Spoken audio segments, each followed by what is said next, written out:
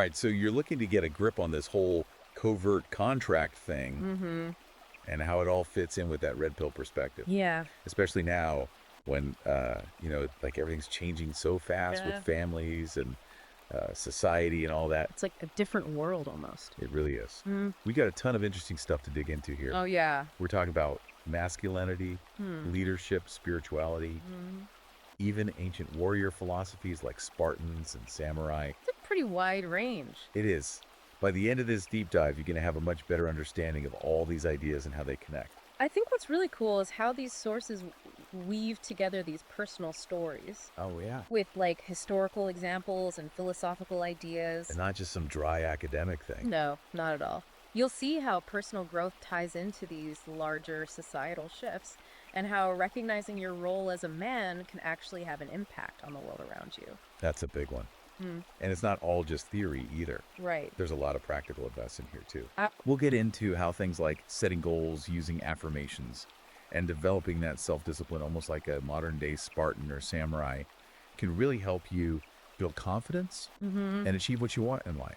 And what's particularly relevant, I think, is how the sources emphasize that those traditional masculine skills and values, they're actually super important in today's world, a world that often feels, chaotic and uncertain. And that's where things get really interesting. Okay. The sources dive deep into this concept of the double bind, Right. that pressure men feel to be both strong and vulnerable at the same time. Absolutely. It's like you're damned if you do, damned if you don't. Yeah, exactly. We'll unpack how to navigate those expectations because sometimes they feel totally contradictory.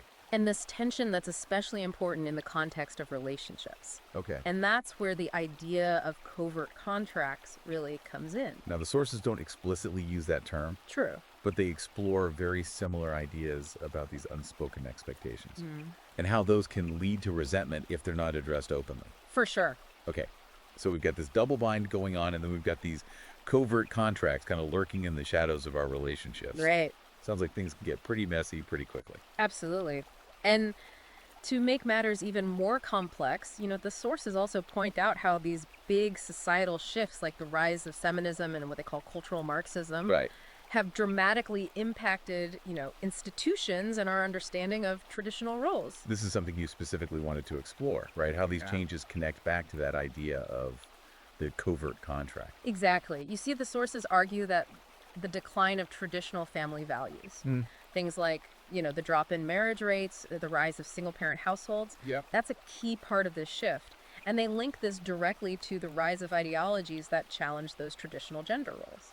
So are they saying that these changes have made it harder for men to understand what's expected of them in relationships? And that's what's leading to more of these unspoken covert contracts.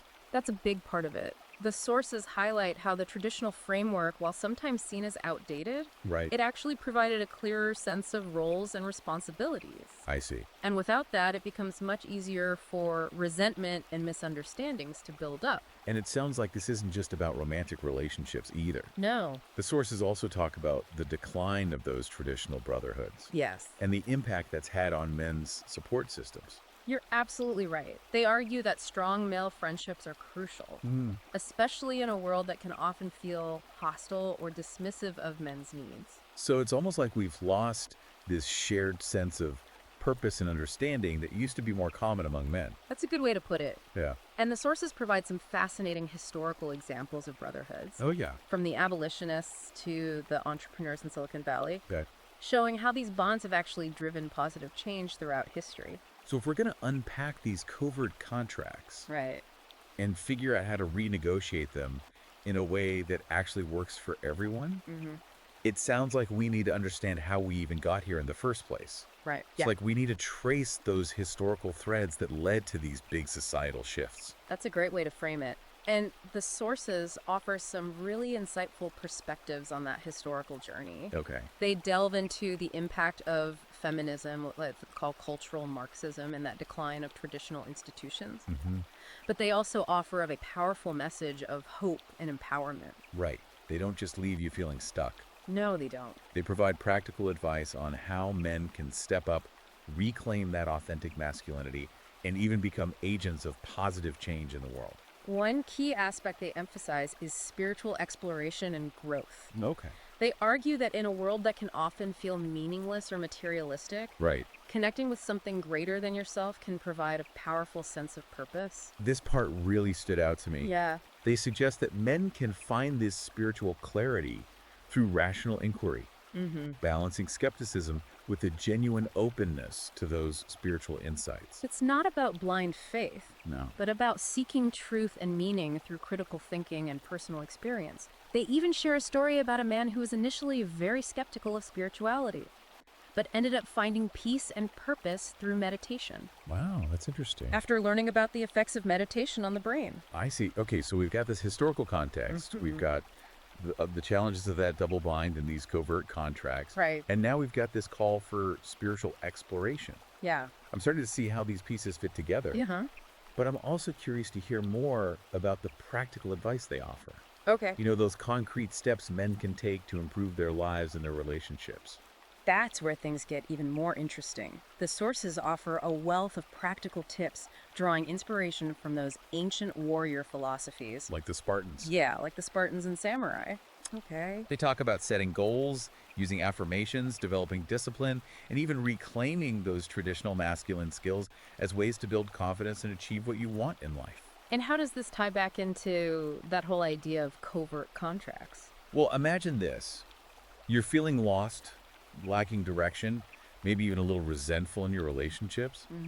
By focusing on personal growth and developing your inner strength, Okay. you create a more solid foundation for yourself. I see. And from that place of strength, you can approach those unspoken expectations Right. and renegotiate them in a way that feels more balanced and fulfilling. That makes a lot of sense. Yeah. It's like you're saying that personal development is a key part of untangling those covert contracts. Yes, And creating more satisfying relationships. exactly. It's about empowering yourself first, then using that strength to create positive change both in your own life and in the world around you. This is some pretty powerful stuff. Yeah. I'm already starting to see things in a new light, and we're just getting started. I know, right?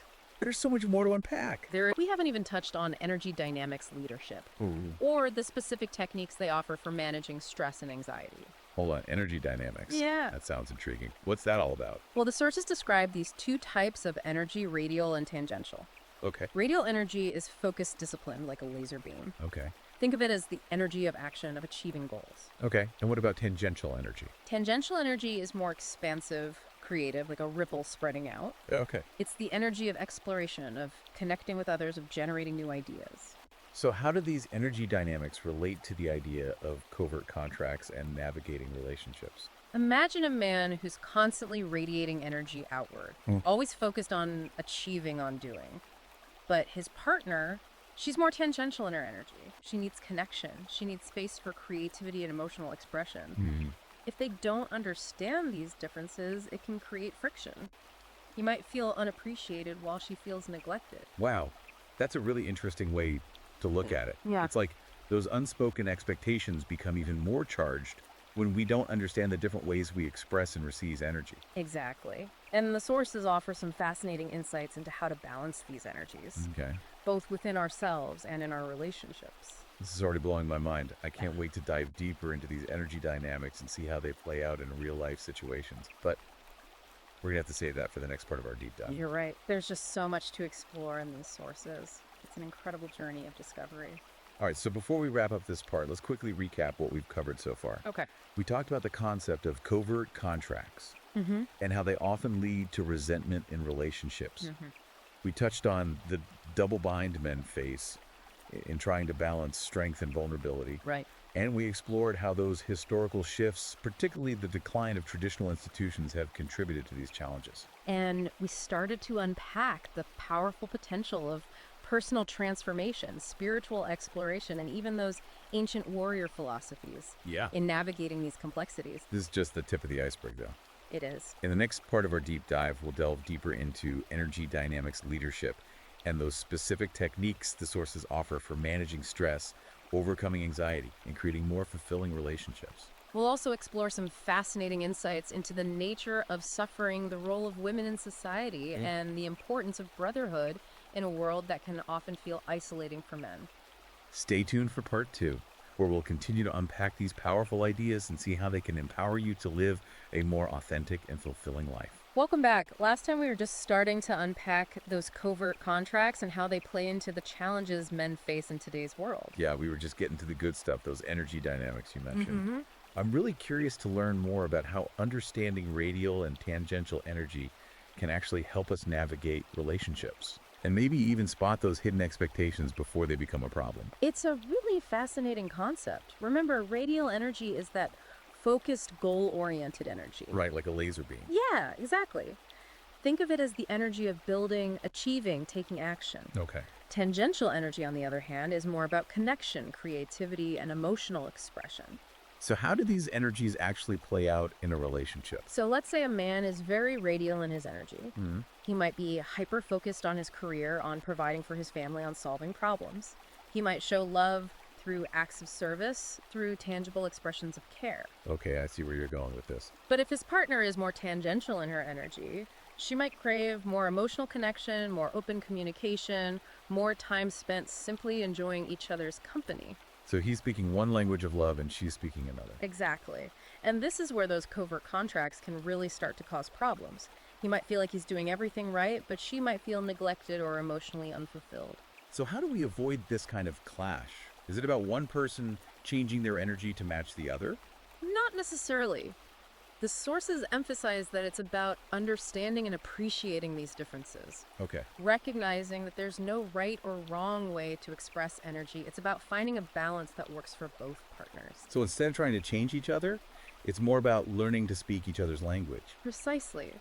And that takes communication. It takes a willingness to be open and vulnerable, to express our needs and expectations clearly. It's about recognizing that we all have different ways of giving and receiving love, and that's okay.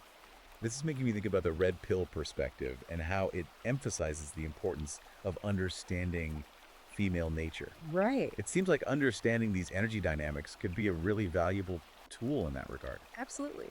You see, the sources argue that men and women often express these energies differently. Men tend to be more naturally radial, while women tend to be more naturally tangential.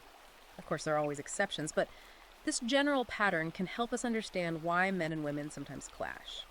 So it's not about saying one energy is better than the other. No. It's about recognizing that these differences exist and that understanding them can help us build stronger, more fulfilling relationships. Exactly.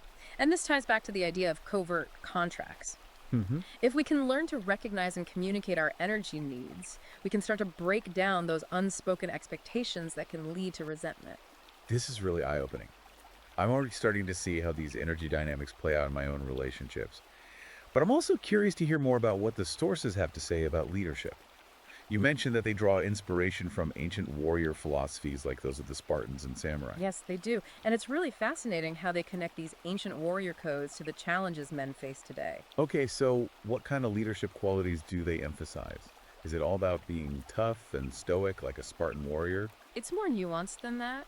While they do talk about the importance of discipline, strength, and courage, they also emphasize qualities like integrity, wisdom, and compassion. So it's not just about physical strength. Right. It's about moral strength as well. Exactly. They argue that true leadership is about serving others, about putting the needs of your family, your community, your people before your own. That sounds a lot like the concept of servant leadership that's been gaining popularity in recent years. It is very similar. The sources emphasize that true power comes not from dominance or control, but from humility and a willingness to put others first.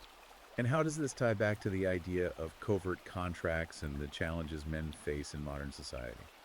Think about it. If you're constantly trying to prove yourself to be the alpha male to win every argument, you're likely operating from a place of insecurity. Yeah. And that insecurity can actually create more covert contract because you're not approaching relationships from a place of genuine strength and self-assurance. So they're saying that true leadership starts with inner work, with developing your own character and sense of purpose. Absolutely.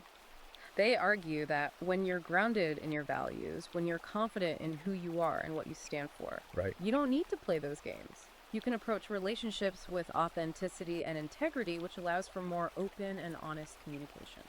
That's a really powerful message. Yeah. It's like they're saying that true leadership is about more than just getting what you want. Yeah. It's about becoming the kind of man who inspires trust and respect, who leads by example, and who makes a positive impact on the world. Exactly.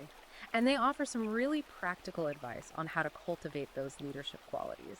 They talk about the importance of setting clear goals, developing discipline, seeking out mentors, and even embracing failure as a learning opportunity. This conversation about leadership is making me think about the societal shifts we talked about earlier. The sources seem to be suggesting that men need to step up and reclaim their leadership roles in a world that's becoming increasingly uncertain and chaotic. Yeah. You're picking up on a key theme here. Hmm. They argue that men have a natural inclination towards leadership, but that this inclination has been suppressed in recent decades due to various societal and cultural factors. So it's not that men are inherently bad leaders, it's that they've been discouraged from embracing their leadership potential. Exactly. And they argue that this is having a negative impact on society as a whole. Okay. They point to the breakdown of families, the rise of crime and violence, and the general sense of moral decay as evidence that we need strong, principled male leadership now more than ever. Wow, that's a pretty bold statement. Are they saying that men are the solution to all of society's problems? Not exactly. They acknowledge that both men and women have important roles to play in creating a healthy and thriving society. Okay. But they do argue that men have a unique responsibility to step up and lead, to protect and to provide. I see. So it's about embracing those traditional masculine roles, Mm-hmm. but doing so in a way that's aligned with our values and that contributes to the greater good. Precisely. It's about finding that balance between strength and compassion, between assertiveness and humility. It's about leading with integrity, with a clear sense of purpose, and with a genuine desire to make a positive impact on the world. This is a lot to take in, but it's also incredibly inspiring. It's like they're giving us a roadmap for becoming the kind of men we were always meant to be. That's a great way to put it. They're challenging us to step out of our comfort zones, to embrace our full potential, and to become the leaders that our families, our communities, and the world needs us to be. This is definitely resonating with me. Yeah. But before we get too carried away with all this talk of leadership, I'm curious to hear more about what the sources have to say about spirituality. You mentioned earlier that they encourage men to seek spiritual clarity through rational inquiry. Right. What exactly does that mean? It's a really interesting approach. Well- They're not advocating for blind faith or dogma. Right. They're encouraging men to approach spirituality with a critical mind, to ask questions, to explore different traditions, and to find what resonates with them on a personal level. So it's more about a personal journey of discovery than about following a set of rules or doctrines. Exactly. They argue that true spirituality is about connecting with something greater than ourselves, whether that's God, the universe, or simply a sense of higher purpose.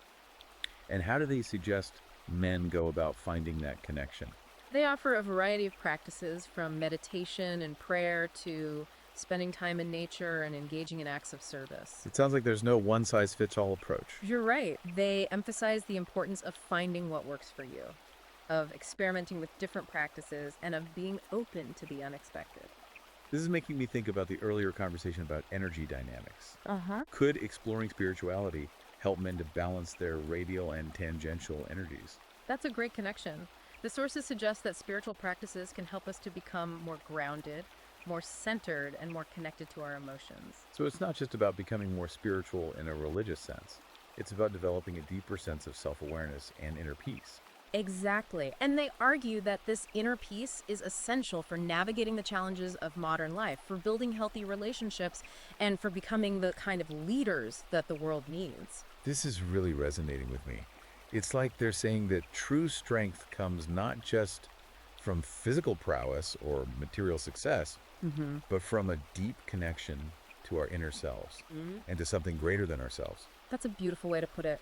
And they offer some really inspiring examples of men who have found this kind of strength through their spiritual beatings. I'm really curious to hear more about those examples. Yeah. But I think we're going to have to save that for the next part of our deep dive. Okay. We've covered so much ground already, and I'm eager to hear what else the sources have to say. You're right. We've only just scratched the surface. There's still so much to explore. So stay tuned for part 3, where we'll delve deeper into the spiritual dimension of masculinity, the importance of brotherhood, and the practical steps men can take to create a more fulfilling and meaningful life.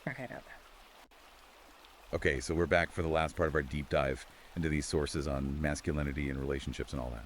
You know, one thing that really struck me about how they talk about spirituality Yeah. is it's not about checking things off a list or blindly following some dogma. It's Yeah. about actually searching for truth and meaning Mm-hmm. in a way that genuinely resonates with you. Yeah, and they told that story about the guy who was like super skeptical of all that spiritual stuff. Oh, yeah, he's a real logic-driven guy. But then he ends up finding all this peace and purpose through meditation. And he only started meditating after like reading those scientific studies about the effects on the brain. That's so interesting. It's like they're encouraging a mix of skepticism and openness. Right. Like you don't throw logic out the window, Yeah. but you also don't shut yourself off from new ideas. Exactly. And they talk about how this kind of exploration can help men find a deeper sense of purpose. Okay. And that can be really helpful in navigating those complex relationships and understanding all those unspoken expectations. Yeah, it's like when you're grounded in your own values and you're clear about who you are, you're less likely to get caught in those games and power struggles that can lead to all that resentment. That's a huge point. The sources argue that when you have that inner strength and clarity, Yeah. you can approach relationships with authenticity and vulnerability. Right. And that opens the door for more honest and open communication. This whole conversation about spirituality is reminding me of something else they talk about. What's that? That whole idea of brotherhood. Yeah. It seems like having that network of supportive guys around you can also give you that sense of grounding and purpose. Absolutely. They talk about how brotherhood can help men overcome challenges, celebrate successes, Right. and just create that safe space to be open and vulnerable. Like iron sharpens iron, right? Exactly. Being around other men who are pushing themselves to be better can be so motivating. For sure. And they make a really interesting point about how the decline of those traditional brotherhoods has actually contributed to some of the struggles that men are facing today. That feeling of isolation, you mean? Yeah, exactly. Yeah. Like feeling alone and not having that support system. It makes sense. They argue that men are wired for connection, camaraderie, shared purpose. And when those things are missing, it can be really tough to navigate all the ups and downs of life. This makes me think about the whole red pill philosophy Oh, yeah, and how it stresses the importance of building a strong male community. definitely. It seems like these sources are really on the same page with that. They are. And they offer some really practical ways for men to start building those connections. Like what? They talk about joining groups that share your interests, volunteering, getting involved in your community, Okay. even just reaching out to other guys and starting those friendships. It's like they're saying we don't have to do it all alone. Right? There's strength in numbers, and there's real power in coming together with other men who share those values and aspirations. And it's not just about getting support and camaraderie either. No. The sources also talk about how brotherhood can actually be a force for positive change in the world. You know, that's a really interesting point. Like how so? They give some historical examples, like the abolitionist movement and the early days of Silicon Valley. Oh, wow. These were groups of men who came together with a shared vision, and they ended up making a huge impact. That's inspiring. It's like when men band together with a purpose and a commitment to each other, Yeah. they can really achieve incredible things. Exactly. And it challenges us to think about how we can apply that in our own lives. How can we use our strengths, our talents, and our resources to make a real difference? This has been a really incredible deep dive. It has. We've covered so much. We have. From the ins and outs of covert contracts, to the power of spiritual growth, to the importance of brotherhood. It's been a journey. I feel like I have a whole new perspective on masculinity and the challenges men face today. Me too. And you know what's really cool is how all these ideas come back to that central theme of personal transformation. Exactly. Huh. It's not about sitting around and complaining about the world or blaming other people for our problems. Right. It's about taking responsibility for our lives, our choices, our growth. Exactly. And these sources offer a real roadmap for that journey. They're packed with practical advice, inspiring stories, and thought-provoking insights that can help us become the best versions of ourselves. I have a feeling we'll be thinking about these ideas for a long time. I know I will. And, you know, if anyone listening wants to really dive deep into all of this, Yeah. it's actually all available in a book. Oh, that's right. I almost forgot to mention that. Yeah. You can find it on Amazon Kindle and Google Play Books.